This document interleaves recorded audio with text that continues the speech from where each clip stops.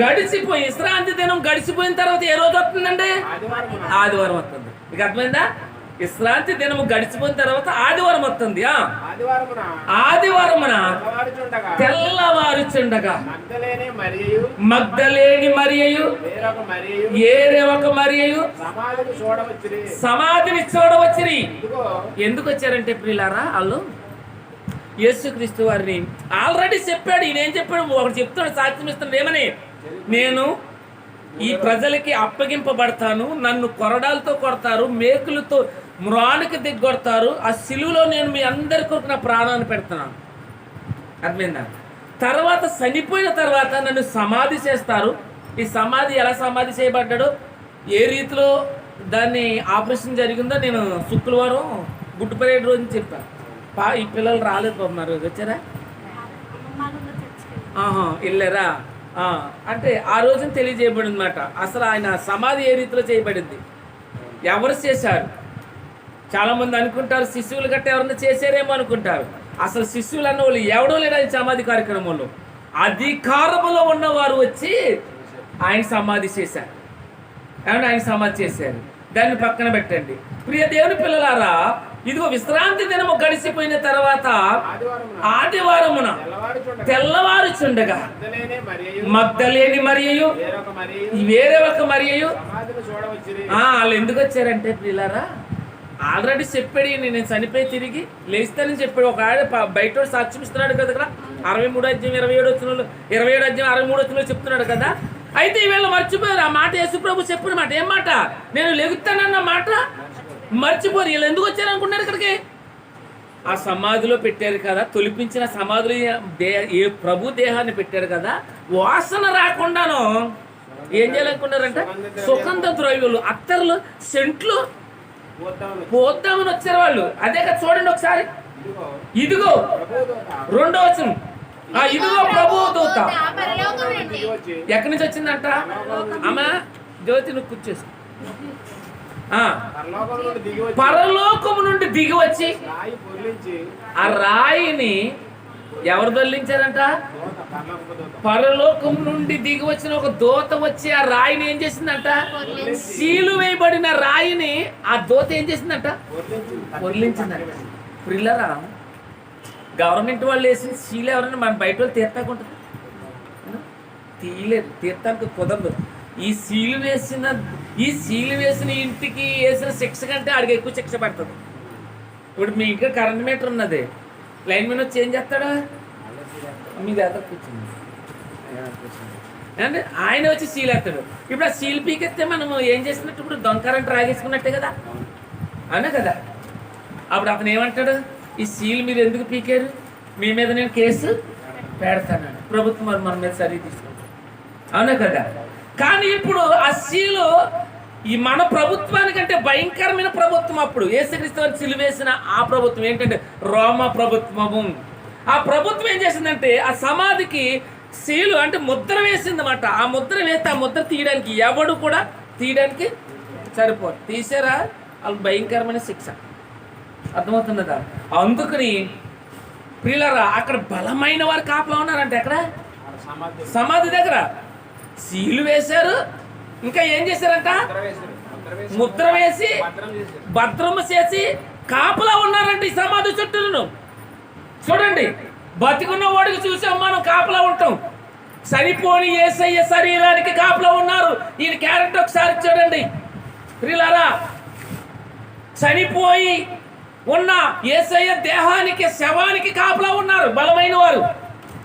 అంతే. పరలోకము నుండి 2వ వచనం 28 అధ్యాయం 2వ వచనంలో అన్నాడు, ఇదిగో ప్రభువు దూత పరలోకము నుండి దిగి వచ్చి. ఆ దూత ఏం చేసిందంట? సీలు లేదు, గుడ్డు లేదు, అంతే. దాన్ని రాయిని పొర్లించింది. మనం ఏం సరిపోతామని మనుషులు. ఏమండి? ఆ రాయి మనుషులు కూడా దొల్లించలేరంట. పెద్ద రాయి పెట్టారంట, పెద్ద రాయి పెట్టారంట, బలమైన వారు పెట్టారంట దానికి.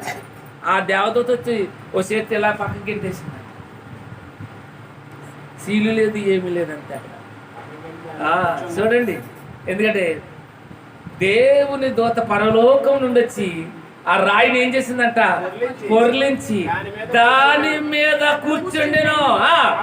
అప్పుడు ఆ రాయి దొర్లించి ఆ దేవదూత ఏం చేసిందంట? ఆ రాయిని కూర్చున్నదంట, గుమ్మం కాడ కూర్చున్నదంట. అప్పుడు ఏం జరిగిందంట? ఆ భూకంపం, ఆ ప్రదేశం అంతా వణికిపోయిందంట. ఎవరు వచ్చి దొర్లించారంట? దేవదూత వచ్చి దొర్లించి. దేవుని పిల్లలాగా దొర్లించగానే మహాభూకంపము కలిగింది. ఆ దూత స్వరూపము, ఆ దూత స్వరూపం ఎలా ఉన్నదంట? మెరుపు. మీరు చూడగలదురా? అలా నిల్చుంటే చూడగలదురా? అయ్యి బాబు, ఎంత మెరుపుని పక్కన పెట్టండి, వెలిగించేస్తుంటే చూడగలరు మీరు? కళ్ళు పోతామని. ఎందుకంటే ఆ వెలుగుని మనం చూడలేం. అదే వెలుగు ఏంటది? మెరుపు వెలుగు, అదే వెలుగు. వెలిగించేస్తున్నప్పుడు అతడు ఆ వెలుగుని కంటికి తగ్గించడానికి ఏం చేస్తాడంటే ఒక అద్దాన్ని ఎదురు పెట్టుకుంటాడు. అప్పుడు ఆ అద్దాన్ని పెట్టుకున్నప్పుడు ఆ వెలుగు అంత కొట్టలేదు. ఆ అద్దం ఏం చేద్దంటే ఈ వెలుగుని ఆపేస్తుంది. ఒకవేళ వెలిగించేసినప్పుడు ప్రియులారా ఆ అద్దం పెట్టుకోలేదనుకో, మన కళ్ళు ఏమవుతాయంట? పోతాయి, కళ్ళు పోతాయి. కానీ అప్పుడు ఏమైందంట? ఆ దూత స్వరూపము మెరుపు వలె ఉన్నదంట. మెరుపు తలెక్కిన మెరుతుంది ప్రియులారా. ఆ మెరవగానే ఎంత వెలుగు వచ్చేద్దంటే దాని వంక కూడా మనం చూడలేం. అంత తెల్లగా ఉన్నది, మెరుపు వలె ఉన్నదంట దేవదూత. అతని వస్త్రము హిమము అంత. ఆ దేవదూత వస్త్రాలు హిమము అంటే ఎంత తెల్ల అంటే ఒక్కొక్క దానిలాగా దాన్ని వర్ణిస్తున్నాడు. ఆ దూత స్వరూపము మెరుపు వలె ఉన్నదంట. ఆ వస్త్రం ఇంకెలా ఉన్నదో చూడండి సార్. హిమము అంత తెల్లగా ఉండెను. అతనికి అతనికి భయపడుట వలన కావలి వారు వణికి సచ్చిన వారి వలె ఉండేది. అంటే ఆ వెలుగుకి తట్టుకోలేక భయపడిపోయి ఆ వెలుగుని చూడలేక ఆ తలకాయలంటే భూమిలో పెట్టారని మరుగుకుండా అయిపడింది. ఏం చేశారు? తలకాయలు చూడలేక ఇలా చూసుకున్నా చూడలేకపోతున్నారంటే ఇలా చూసుకున్నా ఏం అడ్డం పెట్టుకున్నా చూడలేకపోతున్నారా దేవదూత? ఇంకా అంత వెలుగు. ఏమండి వాళ్ళు ఏం చేశారంట? బలమైన వారు ఏం చేశారంట? ఆ చచ్చిన వారు వాళ్ళ తలకాయలు భూమిలో పెట్టేశారంట. ఇలా బార్డర్ ఇంకా చూడలేక దూత ఏంటంట? అప్పుడు చూడండి, ఇప్పుడు ఎవరు వచ్చారంటే అక్కడికి? అక్కడికి సమాధి దగ్గరికి ఎవరు వచ్చారంటే ఇందాక మత్తలేని మరియా, వేరొక మరియ వచ్చారు. ఆ దూత ఆ స్త్రీలను చూసి మరి ఏమండి అంత అలాగుంటే మనం భయపడమా? ఎందుకంటే దేవదూతను పక్కన పెట్టండి, మెరుపు తగ అలా మెరుపుతుందంటే అలా చూడగలుగుతారా మీరు? చూడగలరు? మనకి చాలా భయం వేస్తుంది కదా ఆకాశం. ఆ భయంకరమైన ఆ వాతావరణం చూసే మనకి ఎలా ఉంటుందంట? చాలా భయంగా ఉంటుంది, అవునా కదా? మనం ఏం చేస్తామంట ఏమండి? లోపల పరిగెట్టుకొచ్చేస్తాం. మా పాస్టర్ గారు అండి ఉరిమింది అనుకోండి, ఇంకెవరిని చూడదండి. పాస్టర్ గారు ఎక్కడున్నాడు అంటే నాకంటే భయంగా ఆవిడ భయపడిపోతుంది. ఇది ఊరిమేస్తుంది. ఎక్కడున్నాడు మీ నాన్న? ఎక్కడున్నాడు? పాస్టర్ గారు ఎక్కడున్నాడు? ఇది ఏం చిన్నపిల్లండా ఏమండి అంటే ఆవిడ భయం. అలాగే ఏమండి ఆ దేవదూత స్వరము కూడా ఉరుము వలె ఉన్నదని ఒక దుఃఖం రాయబడి ఉన్నది. ఆ దేవదూత స్వరము కూడా ఎలా ఉన్నదంట? ఉరుము వలె ఉన్నదంట. ఈ దేవదూతను చూడలేక వారు కళ్ళు ఎక్కడ పెట్టేసుకున్నారంట? బాల్డర్ ఇంకా చచ్చిన వారు వాళ్ళే పడి ఉన్నారంట. అప్పుడు అంటుందా దేవదూత మత్తలే మరియతోటి వేరే ఒక మరియతోటి దూత ఆ స్త్రీలను చూసి మీరు భయపడకుడి, సిలువ వేయబడిన యేసును మీరు వెతుకుతున్నారని నాకు తెలియని. ఆల్రెడీ అప్పటికే యేసు ప్రభు గారు లెగిసిపోయి అప్పుడే యెరూషలేము వీధుల్లోనికి వెళ్ళిపోయాడు. ఆయన చెబుతుంది దూత ఏమంటుందంటే యేసుని మీరు వెతుకుతున్నారని నాకు తెలుసు. ఆయన ఇక్కడ లేడు. అప్పుడే తెల్లవారుచుండగానే ఎప్పుడో లేచిపోయాడు ఆయన. తాను చెప్పినట్టు ఇప్పుడు ఈ దేవదూత ఏమంటుందంట, తాను చెప్పినట్లుగానే ఆయన ఇక్కడ ఏమని చెప్పాడు, ఆయన ఏమని చెప్పాడు, నేను అక్కడ ఉంది కదా 27:63 రాయబడి ఉంది కదా, 3వ దినాన్ని లేస్తే నేను ముందే. కానీ వీళ్ళు మర్చిపోయారు. ఆ దేవదూత మన వీళ్ళకి ఏం చేస్తుంది, జ్ఞాపకము చేస్తుంది. చూసారా, జ్ఞాపకం చేస్తుంది. ఇప్పుడు యేసుక్రీస్తు వారు లెగుతారని వచ్చారా, లేకపోతే ఆ దేహమునకు సుగంధ ద్రవ్యం పూద్దామని వచ్చారా, సుగంధ ద్రవ్యం పూయడానికి వచ్చారా? మరి ఇప్పుడు ఎందుకు వెళ్తున్నారండి ఇలా సమాధుల కాడికి? వాళ్ళ తాత సమాధి, వాళ్ళ మామ సమాధి, వాళ్ళ అమ్మ సమాధి, వాళ్ళ నాన్న సమాధి, ఇప్పుడు ఎందుకు వెళ్తున్నారు? బుద్ధి ఉందా అసలు? ఎందుకు వెళ్తున్నారు? ఒకవేళ వాళ్ళు లెగితే ఇంటికి తీసేసుకుంటారా? అసలు బట్టుకుంటున్నా పట్టిన మెతుకులు పెట్టలేదు కదా ఆడికి. ఇప్పుడు ఎందుకు సమాధి కాడికి వెళ్ళి? ఒక ఆవిడ, నేను కొవ్వూరులో ఒకళ్ళు ఎవరో మా చుట్టాలు చనిపోయారండి, అక్కడికి వెళ్తే రేపు అండి గుడ్ ఫ్రైడే, రేపు ఆదివారం, అయాల శనివారం నాడు ఎవరు చనిపోతే మేము అక్కడికి వెళ్ళాం. కొవ్వూరు అక్కడ ఆ శ్మశానం కాడికి వాళ్ళతో కూడా నేను వెళ్ళాను అనమాట. ఇప్పుడు 3 సంవత్సరాలు 4 సంవత్సరాలు అవుతుంది. అయితే ఇప్పుడు ఇలా ఒక ఆవిడ ఇలా చీర దోపేసి బకెట్ పేడ తేలాగా పడిపోతా లెక్కితే పట్టుకొస్తుంది. ఏంటి బాబు ఈ శ్మశానాల్లోకి ఈవిడ పేడ అట్టుకొస్తుంది అనుకుంటున్నాను నేను. రేపు పొద్దున ఆదివారం, ఈస్టర్ కదా ఇవాళ, మంచి ఆదివారం అంటే ఏంటి బాబు ఇలాగాని చూస్తే సర్లే ఆవిడ ఎక్కడికో పట్టుకెళ్తుంది పేడ అనుకున్నాను నేను. ఈ సమాధి కార్యక్రమం, ఇతను కూడా సమాధి కార్యక్రమం చేసి మేము వచ్చేటప్పటికి యావండి బోలర్గా పడి ఆ సమాధి మీద అలికేస్తుందండి. అప్పుడు ఒక పక్కడు, ఇదేంటండి బాబు ఈవిడ ఎలా అలికేస్తుంది సమాధి పట్టుకునంటే, ఆ పక్కడు ఒకడు అన్నాడు, బతికుండగా ఇప్పుడు మెతుకులు పెట్టలేదండి వాళ్ళ అత్తగారికే, ఇప్పుడు సమాధి మాత్రం అలికేస్తుంది. రేపు పొద్దున్న ఏంటంట ఈస్టర్ కాదండి, శుభ్రంగా అలికేస్తుందండి. ముగ్గులు మాత్రం అండి ఎంత అందంగా ముగ్గులు ఎట్టేస్తుందో, చాలా బాగా పెట్టారు సమాధి మీద.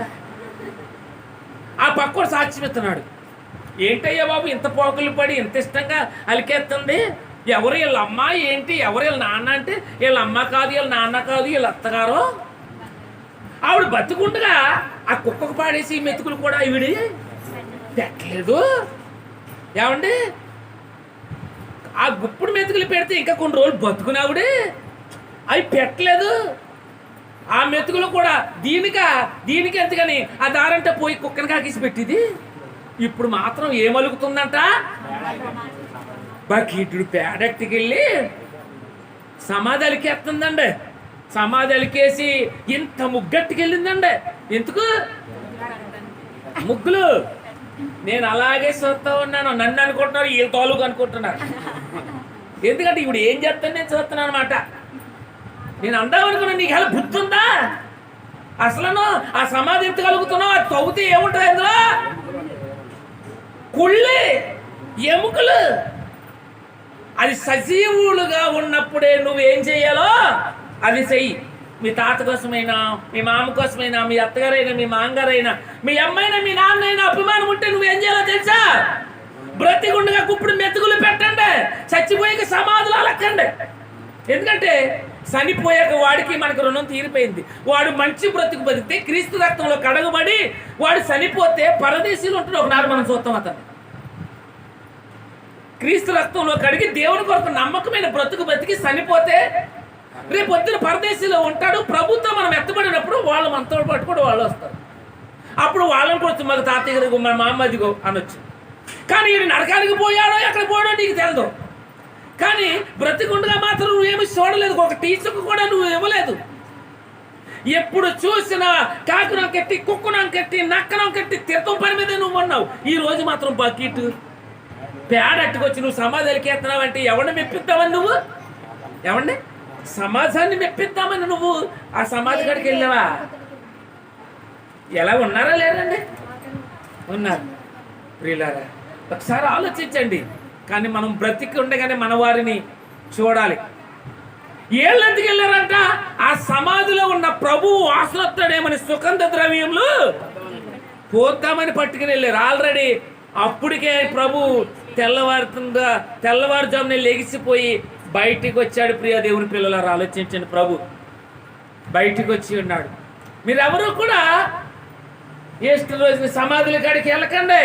బ్రతికుండగా వారిని చూడండి. సమాధుల కాడికి వెళ్ళి ముగ్గులు గట్ట పెట్టకండి. వాళ్ళకి మనకి గొడవ వదిలిపోయింది. ఒకవేళ నీ వారి గురించి కానీ ఏమన్నా సువార్త చెప్పించాలనుకుంటున్నావా, నీ ఇంటికాడ ప్రార్థన పెట్టుకో. ప్రార్థన పెట్టుకుని వారు చేసిన మంచి విషయాలు, దేవుని కొరకు బ్రతికిన విషయాలు చెప్పి వారి కొరకు ప్రార్థన చేయించి వారి కొరకు ఒకవేళ ఏమైనా భోజనం పెట్టుకుంటూ మేము పెట్టుకో. ప్రార్థన పెట్టించుకుని అనేకులకి సువార్త వినిపించే వాళ్ళ ద్వారా. అవునా కదా? ప్రార్థన పెట్టుకుంటే ఆ పాస్టర్ గారు వచ్చి ఏం చేస్తారు? వాక్యం చెప్తారు. అనేకులు మారు మనసు పొందుతారు ఆ వాక్యం. అంటే సమాధి కాడికి వెళ్తే ఏమి ఉండదు.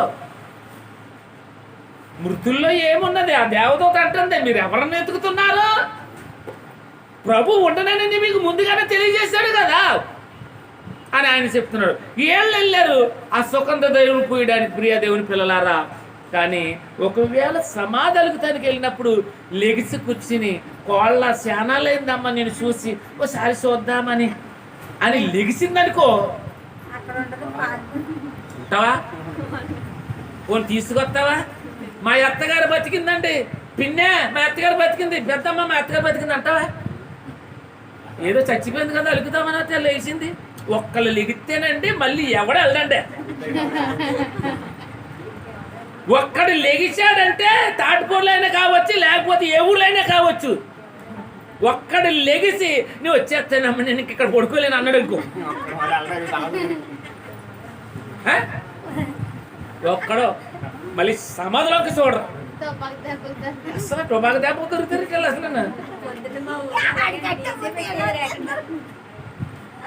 ఏంటి తీర్మారెట్టేసేదంటే అక్కడ ఆ సుశానాల్లో ఎవరికే బతుకుంటే మెతుకులెట్టలేదు, కానీ ఇప్పుడు సుశానాల్లో తీర్మారెట్టేసారంట. కొంతమంది అయితే బ్యాండ్లే పెట్టేసారు. ఇప్పుడు ఈ వీడియోలో చూసాను. ఏంటంటే అసలు మీకు అది మర్చున్నది అసలు ప్రభువుని ప్రకటించి నా కొరకు చనిపోయి నా పాపముల కొరకు, నా శాపముల కొరకు, నా అపరాధముల కొరకు, నా తప్పిదముల కొరకు కల్వరి శిలువ మ్రాను మీద నా కొరకు విలువైన రక్తాన్ని సిందించాడు నా ప్రభు. చనిపోయాడు, సమాధి చేయబడి ఇదిగో తిరిగి ఈ రోజున సజీవుడై లేచాడు, నన్ను కూడా లేపాడు. బాప్తిసం పేరటని నువ్వు చెప్పు. అంతేగాని సచ్చినోడి దగ్గరికి వెళ్ళకు. నువ్వు సచ్చినోడి దగ్గరికి వెళ్ళకు. ప్రియ దేవుని పిల్లలు, అసలు మీరు అసలు శ్మశానాల కాడికి వెళ్ళకండి. అసలు మీరు ఏమైనా ఒకవేళ ప్రశ్నిస్తారా నన్ను, లెగిస్తే బాగుండండి అని అంటారా? ఎవరైనా అంటారా? చచ్చిపోయిన వాళ్ళు కానీ ఇలా అందరూ లేచిపోయారు అనుకోండి, బతుకున్నవాడికే సరిగ్గా పింఛన్ ఎత్తలేదు మన ప్రభుత్వం. అవునా కదా? బతుకున్నవాడికే ఇల్లు లేవు. అవునా కదా? బతుకున్నవాడికి రేషన్ సరిగ్గా ఎత్తలేదు. మరి వీళ్ళందరూ వచ్చేస్తే రేషన్ కార్డులని, పింఛనీలని వాళ్ళ గొడవ ఎక్కువైపోద్ది. ఊళ్ళంత గొడవ. అసలు వాగ్దానాలు చేసిన అధికారులు అసలు ఉన్నవాడికే ఎత్తలేదు. ఏదన్నా మళ్ళీ కరోనా లాంటిది ఏదన్నా వస్తే కొన్ని పింఛనీలు తగ్గిపోతాయి అనుకుంటున్నారు వీళ్ళు. బాగున్నారు. మరి ఆలలేసి వచ్చేస్తే ఇప్పుడు లెక్కలేంటి? ఇప్పుడు పతి కూడా వచ్చేసి ఏం చేస్తాడు? నేను చచ్చిపోయి 30 సంవత్సరాలు అయింది, 40 సంవత్సరాలు అయితే అప్పటికే నాకు 40, నాకు అప్పటికే 150 సంవత్సరాలు. ఇప్పుడు ఎన్ని సంవత్సరాలు? 200 సంవత్సరాలు. మరి నాకు 60 సంవత్సరాలకి ఎత్తనం నువ్వు పింఛనంటే దెబ్బలాడతాడు. ఆడు దెబ్బలాడతాడు. ఇదిగో నాకు 300 అంటే నాకు 400 అంటాడు. 7 సంవత్సరాలు.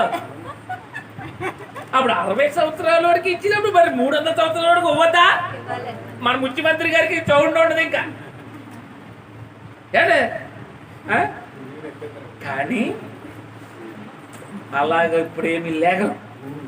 ఒకనాడు లెగుస్తారు. ప్రభువు రెండో రాకల్లో మధ్యాకాశంలోనికి రాబోతున్నాడు. కోటాని కోట్ల దేవదూతలు బోరధ్వని వినపడినప్పుడు సమాధుల్లో ఉన్న వారందరూ పైకి లేస్తారని బైబిల్ గ్రంథం సెలవిస్తున్నది. ప్రథమగా ముందుగా ప్రభు అయిన యేసుక్రీస్తును ఒక్కడ మాత్రమే ఎగ్జాంపుల్ చూపించాడు ఆయన.